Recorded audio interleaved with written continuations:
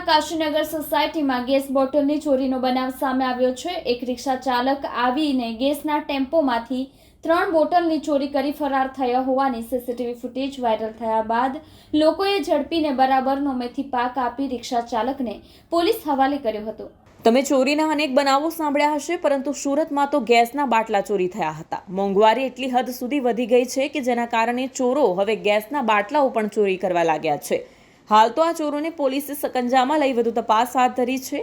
બનાવની મળતી માહિતી મુજબ સુરત ઉધના કાશીનગર સોસાયટીમાં ગેસ બોટલની ચોરીનો બનાવ સામે આવ્યો છે। એક રિક્ષા ચાલક આવી ગેસના ટેમ્પોમાંથી 3 બોટલની ચોરી કરી ફરાર થયો હોવાના સીસીટીવી ફૂટેજ વાયરલ થયા બાદ લોકોએ ઝડપી બરાબરનો મેથી પાક આપી રિક્ષા ચાલકને પોલીસ હવાલે કર્યો હતો।